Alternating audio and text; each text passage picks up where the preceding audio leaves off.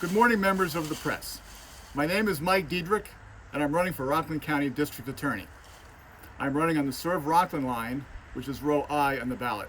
My opponent is the Democratic, Republican, and Conservative Party candidate, and he also received about 99% of the ultra-Orthodox bloc vote in the summer primary, Democratic primary. The citizens of Rockland County are becoming increasingly concerned about the county's future. They are asking whether they and their children can afford to live here. They are asking whether they want to live here. Several perceived problems are weighing on people's minds. First, whether the quality of life we have come to know here in Rockland County is being threatened, especially by irresponsible housing development that people fear may destroy the suburban character of their neighborhoods. Second, whether there is systemic fraud involving Medicaid, Section 8 housing, and other welfare and other public benefits programs. Third, whether the Rockland County school systems, both public and private, will degrade in their ability to do their job of educating children, with the resale value of homeowners' properties declining as a result. Poor education results in many children becoming victims to permanent poverty. There are serious questions as to whether some private schools are providing the necessary secular education. Finally, and perhaps of greatest concern, people are losing trust in their government. The two-party system is letting us down. Public corruption tops the list of reasons why people are losing trust in government. People perceive public corruption in the non-transparency of land use decision-making.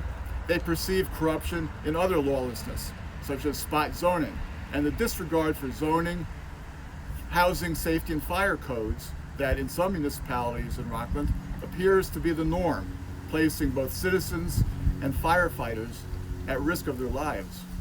Public corruption has resulted in several individuals, most notably Supervisor Chris St. Lawrence, receiving time behind bars. When thinking about the future of Rockland County, our citizens are asking, do I stay or do I go? There is a lot of fear, a lot of anxiety, a lot of assumptions and surmise about corruption, about Medicaid fraud, about zoning and other land use abuses. What we are missing are the facts. The actions of the district attorney's office should be based upon evidence, not unfounded speculation or conjecture.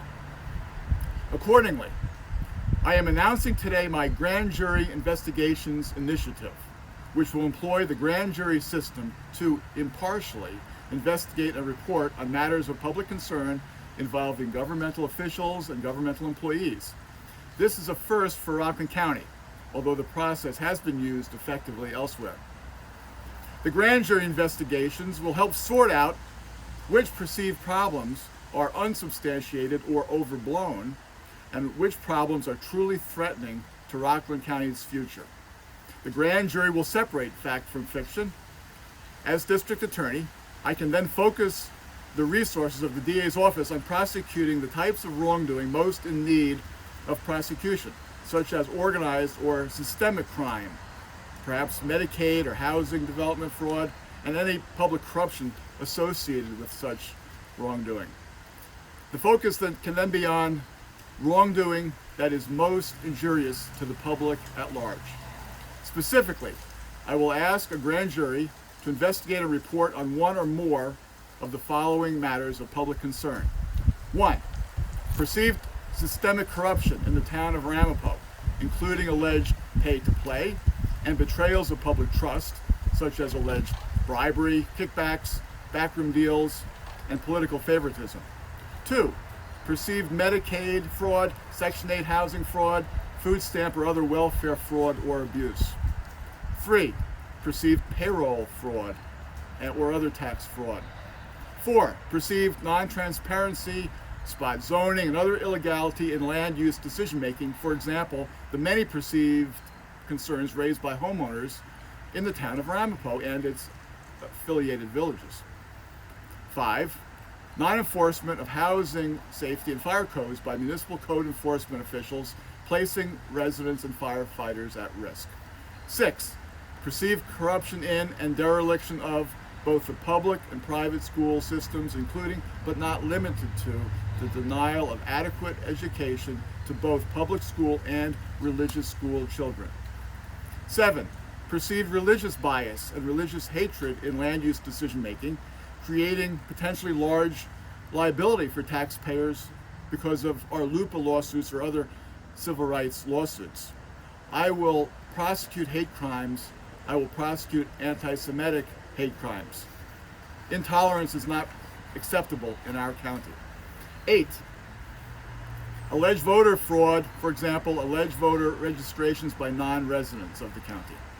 I have a broad vision of what a district attorney should do to uphold the law.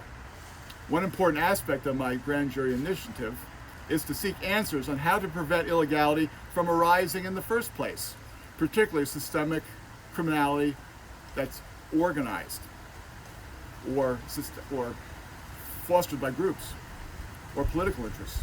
Moreover, my grand jury investigations initiative will not only help identify and address systemic illegality, but will also provide a vehicle for corrective action for all sorts of illegality. The grand jury will issue reports that will recommend remedial action, for example, action from other agencies of government, such as civil litigation by the county attorney's office, or action by the county executive or county legislature, or corrective action by the New York State legislature and governor, or involvement by the federal government. The next district attorney of Rockland County will undoubtedly receive an increasing number of allegations of public corruption, housing and fire code violations, Medicaid and welfare fraud, and issues involving the welfare of children. I will not turn a blind eye to such problems.